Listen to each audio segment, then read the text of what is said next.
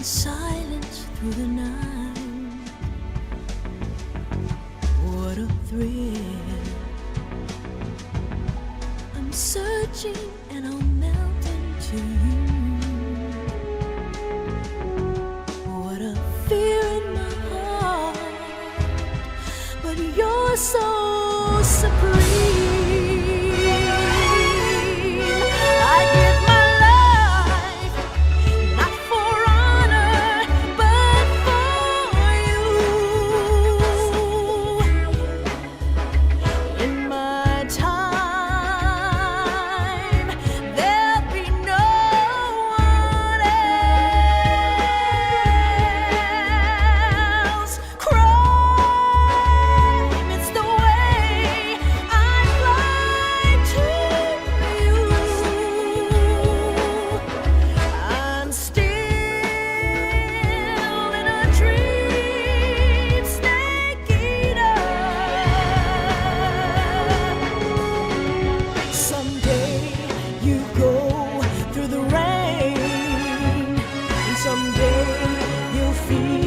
On a tree frog, it's ordeal, the trial to survive.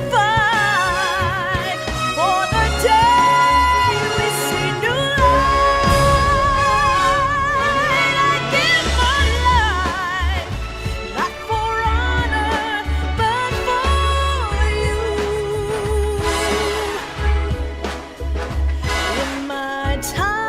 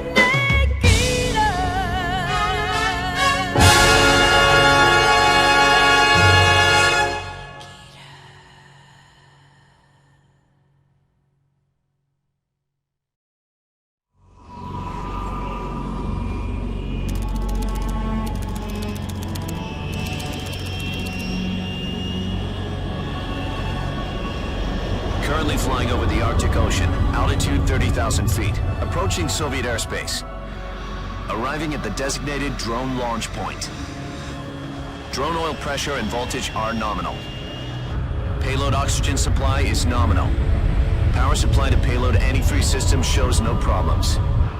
No gusts. All systems go for drone detachment. Snake, we can't risk a halo jump this time around. Airspace security has gotten tighter since we were last here. We can't get as close to the ground as we did during the Virtuous mission. So instead, we'll be using one of our newest weapons. Snake, you're being given an honor on par with Alan Shepard. This is our last chance. Show your patriotism. If you fail, you'll be back in a hospital bed again, waiting for the firing squad.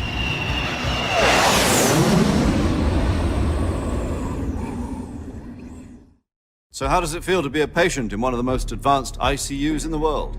Would you do me a favor and tell the suits about visiting hours? I'll never get better with them assaulting me day and night with their questions.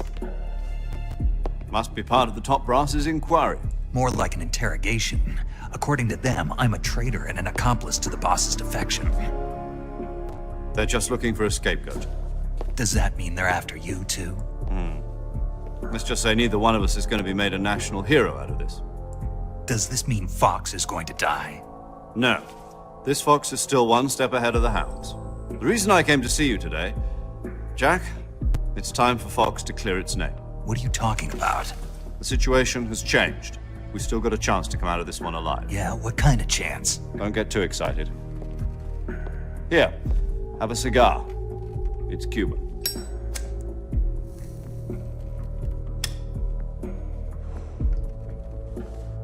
This morning, I had a meeting with the CIA. They decided when they're going to execute us? No. Something even bigger. Yesterday, the White House received an unexpected call. President Johnson? Yes, I hear you, Mr. Chairman. It was a hotline call from Khrushchev to President Johnson. From the head of the Soviet Union? That's right. A few days ago, one of our country's main design bureaus, OKB 754, was destroyed in a nuclear explosion. At about the same time, our anti-aircraft radar picked up a signature that appeared to come from one of your military aircraft. Does any of this sound familiar to you? In retaliation, I have placed our armed forces on secondary alert. Depending on your response, I may be left with no choice but to order the military to maximum alert and unleash Armageddon. With the help of your predecessor, I was able to survive the Cuban incident. But my power is not as great as it once was. If I am to survive this crisis, I must have your full cooperation. I should have contacted you myself. Did you know that one of our soldiers defected to your country a week ago? No. So you haven't heard then.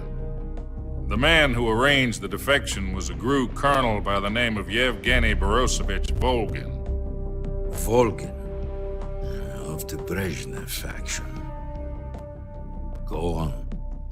Who is the soldier? Her name is the Boss. She's a living legend. During World War II, she was the one who led us to victory in that war. In Russia, you know her as Voyevoda. You mean the boss?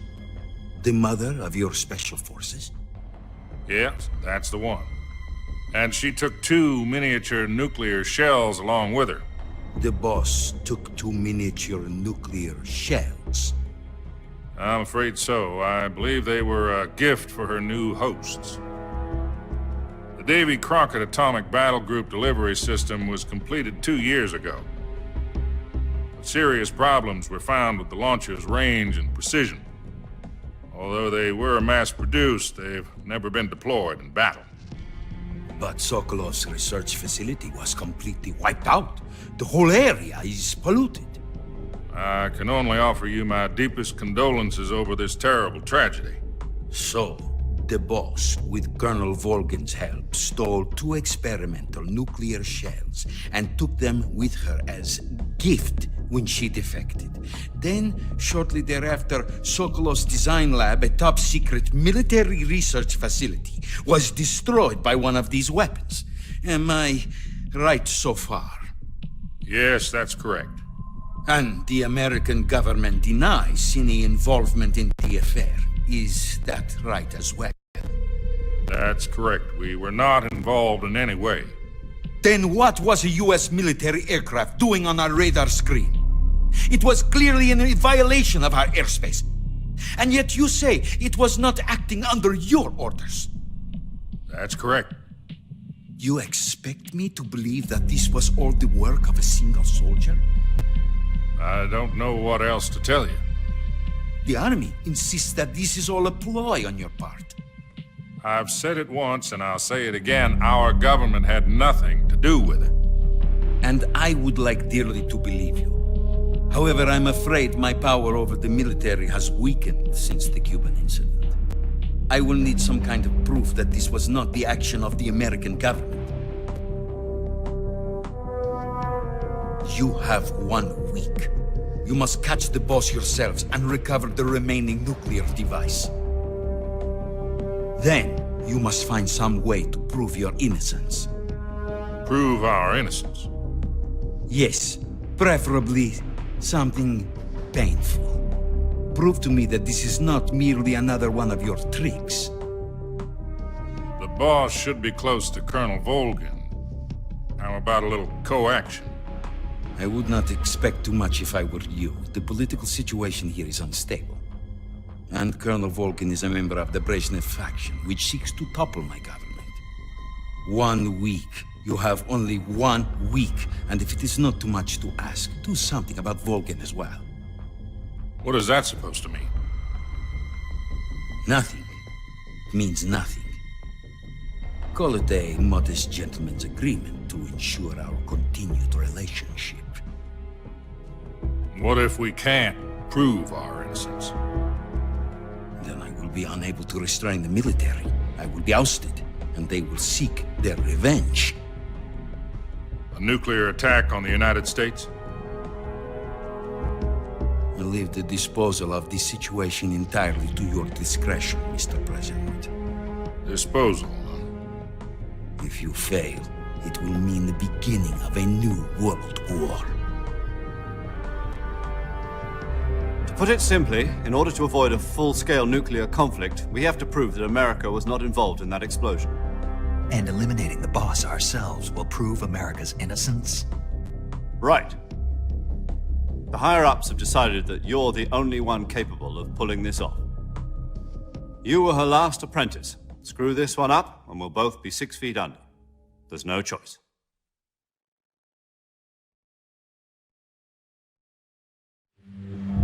Are the Russians going to be helping us?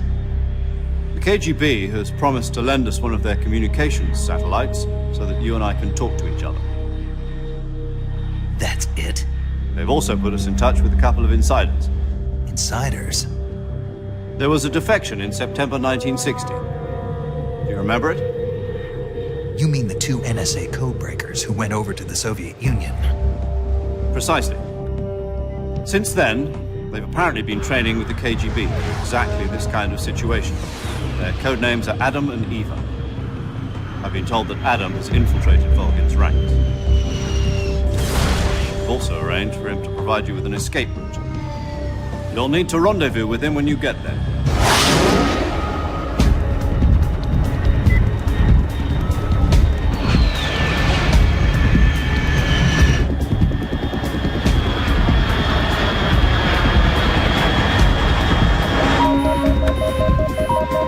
Control.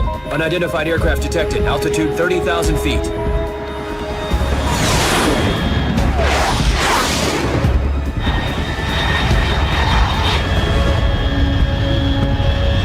It's fast. Estimated airspeed exceeding Mach 3. Bearing south. I'm about to lose it.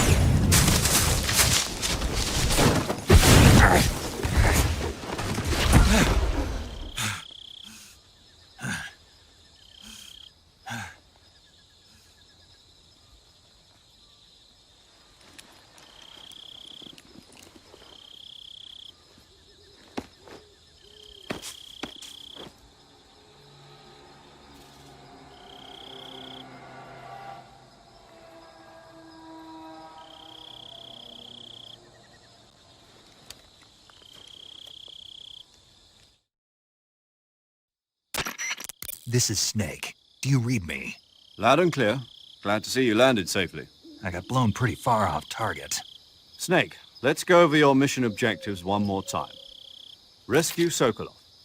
Find out what's happened to the Shagohod, then destroy it. And finally, eliminate the boss. Eliminate the boss. This mission will be codenamed Operation Snake Eater. Because I'll be taking on the boss in our Cobra unit, right? Don't forget about Colonel Volgin. I'm not a hired killer. I know, but that was the Kremlin's demand. Demand? You mean it wasn't just a request? What's it to us if the Khrushchev regime is threatened by the colonel and his faction? If supporting the current regime helps us avoid a nuclear exchange, then that's what we'll do. And what are the CIA's demands? Our priorities are the rescue of Sokolov and the destruction of the Shagohod. Roger that, Major Tom. Hold on, Snake. What now? I'm changing my codename. It turns out Tom wasn't the most auspicious choice. What do you mean? Well, the truth is, when I chose my codename, I picked the wrong one. The wrong one? Did you ever see the movie The Great Escape? It came out last year. Oh, must have missed that one. Anyway, it's based on a true story about prisoners who escaped from a POW camp in Nazi Germany. The prisoners dig 3 tunnels as part of their plan, but the Nazis find 2 of the tunnels before they're finished. The prisoners succeed in escaping by using the last remaining tunnel. The names of those 3 tunnels were Dick, Harry, and Tom. I get it.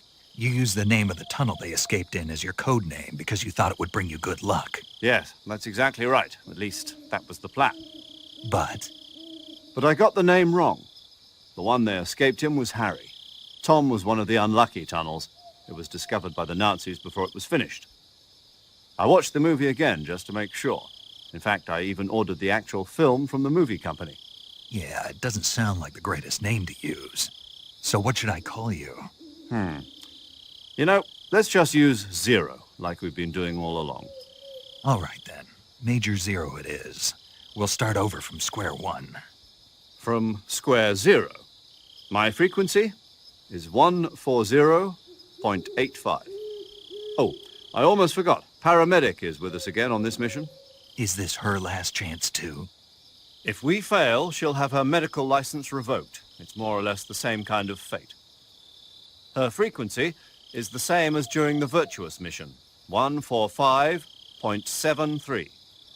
She'll be recording your mission data as well, just like the last time. That frequency is also the same, 140.96. And there's one more person on your support team. His name is Mr. Sigint. He's an expert on the latest in weapons and equipment technology. You'll be going up against some of the world's most advanced weaponry when you infiltrate the research facility. If you have any questions, just ask him. His frequency is 148.41. Mr. Sigint. Got it. Adam, your KGB contact, is waiting for you at the abandoned factory up ahead. The same factory Sokolov was being held in last week. Yes, meet up with Adam first. He's cleared the way for you to rescue Sokolov.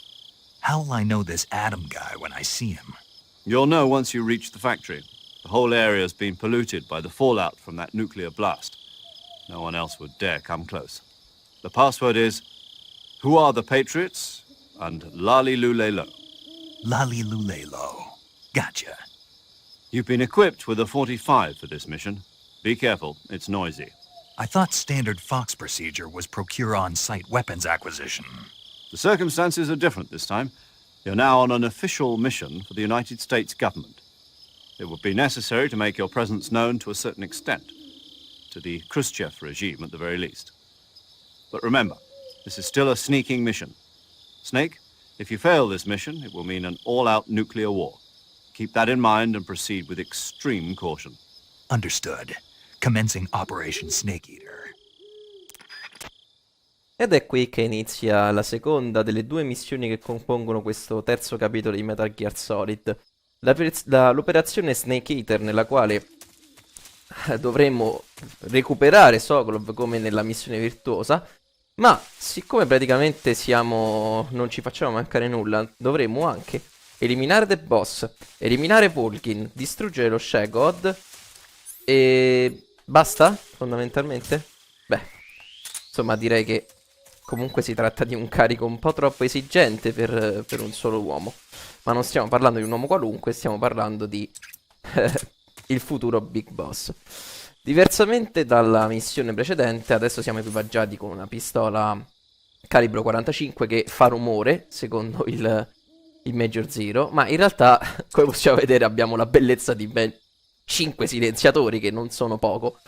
Insomma, questa accortezza, bene ricordarla, anche se quest'arma di per sé è un po' inutile, per i motivi che vedremo adesso. Grandissime le 2 citazioni, una al film La Grande Fuga con Steve McQueen, un vecchissimo film citato anche nel recente C'era una volta Hollywood di Quentin Tarantino, e non soltanto in quel film di Tarantino, ma anche nelle Iene. E la citazione anche a Metal Gear Solid 2 Sons of Liberty, ovvero i patrioti e l'Alilulelo. Se vi ricorderete bene, l'Alilulelo è il nome dei patrioti per quelle persone che a causa delle nanomacchine all'interno dei loro corpi non possono pronunciare il nome dei Patriots.